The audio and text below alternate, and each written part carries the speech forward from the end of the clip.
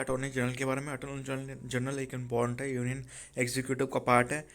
तो अपॉइंटमेंट की बात करते हैं, आर्टिकल 76 डील करता है अटॉर्नी जनरल जो इंडिया का होता है। ये अटॉर्नी जनरल इंडिया का हाईएस्ट लॉ ऑफिसर होता है कंट्री का। ये रिस्पॉन्सिबल होता है कि असिस्ट करे गवर्नमेंट को सारी लीगल मैटर्स पे। जो प्रेसिडेंट होता है अपॉइंट करता है अटॉर्नी जनरल। प्रेसिडेंट बहुत लोगों को अपॉइंट करता है, तो ये क्वेश्चन आ सकता है कि प्रेसिडेंट किस किस को अपॉइंट कर सकता है, तो आपको एक लिस्ट बनानी चाहिए। पर्सन जो अपॉइंट करता है, अपॉइंट होता है, वो क्वालिफाइड होता है अटॉर्नी जनरल। वो एक जज होता है सुप्रीम कोर्ट का। इसका मतलब ये है कि ही शुड बी अ एडवोकेट, जो कि कुछ हाई कोर्ट का होना चाहिए 5 साल के लिए, या वो एडवोकेट होना चाहिए कुछ कोई हाई कोर्ट का, इससे हाई कोर्ट का 10 सालों तक के लिए। ठीक है। यहाँ पे टर्म ऑफ ऑफिस की बात कर लेते हैं। जो पर्सन है वो अपॉइंट होता है वो क्वालिफाइड होना चाहिए टू बी अपॉइंटेड, जो जो जज होना चाहिए सुप्रीम कोर्ट का। इसका मतलब ये है कि जो अपॉइंट होगा वो सिटीजन ऑफ इंडिया होगा ऑब्वियसली। जज होगा कोई हाई कोर्ट का 5 सालों के लिए, या एडवोकेट होगा कोई भी हाई कोर्ट का 10 सालों के लिए, या कोई एमिनेंट जूरिस्ट होना चाहिए जो प्रेसिडेंट के ओपिनियन में है। जो कॉन्स्टिट्यूशन है प्रोवाइड नहीं करता कोई फिक्स टेन्योर, बहुत ही इंपॉर्टेंट है, कोई फिक्स टेन्योर नहीं है एजी का। सो जो भी एजी होता है वो उसका जो ऑफिस होता है वो ड्यूरेशन होता है उसका प्लेजर ऑफ प्रेसिडेंट, मतलब प्रेसिडेंट के ऊपर रहता है सारा एजी का। ठीक है। अटॉर्नी जनरल की बात हो रही है यहाँ पे। He can be remove by the president कोई भी टाइम पे, और प्रोसीजर नहीं है कोई भी ग्राउंड रिमूव करने का। ये बहुत इंपॉर्टेंट है, यूपीएससी के एग्जाम में पूछा जा सकता है। रेम्यूनरेशन का ये देख लेते हैं कि एजी रिसीव करता है रेम्यूनरेशन, मतलब सैलरी वाली जो भी है वो डिटरमाइन करता है प्रेसिडेंट। तो कॉन्स्टिट्यूशन ने फिक्स नहीं करा, तो ये कॉन्स्टिट्यूशन ने कुछ इसके लिए फिक्स नहीं करा।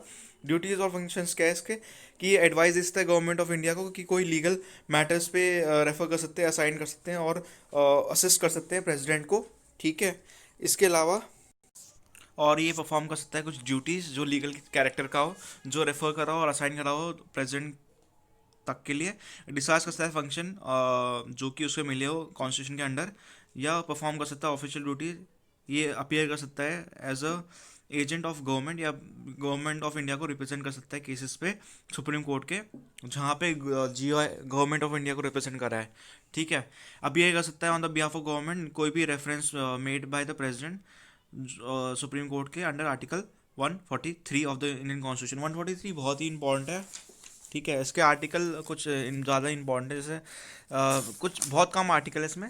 इसमें आर्टिकल 76 है अटॉर्नी जनरल का, 88 है राइट ऑफ अटॉर्नी जनरल, 105 है जो पावर और प्रिविलेज और इम्यूनिटीज़ देता है अटॉर्नी जनरल को, और ये एक आर्टिकल 143 है जो आप अपनी स्क्रीन पे देख सकते हो।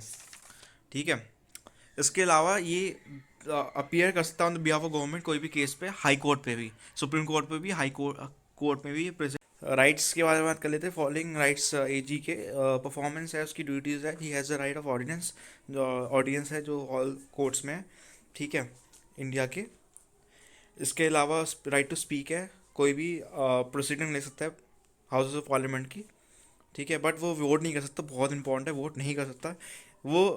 उसके पास राइट है कि वो स्पीक कर सकता है, बोल सकता है कोई भी मीटिंग में, कमेटी में पार्लियामेंट की, विच जो जिसका भी वो मेम्बर हो but without a right to vote. ठीक है। इन्जॉय करता है प्रिवलेजेस और इम्यूनिटीज़ जो कि एक मेंबर की रहती है पार्लियामेंट की। तो ये भी इंपॉर्टेंट है। लिमिटेशन कुछ है इसमें, देख लेते हैं। लिमिटेशन क्या है कि ही शुड नॉट एडवाइज और होल्ड अ ब्रीफ, मतलब कोई भी ऐसी एडवाइस ना दे जो गवर्नमेंट की पूरी अगेंस्ट हो। ठीक है। He should not defend accused person in criminal cases without the permission of the government.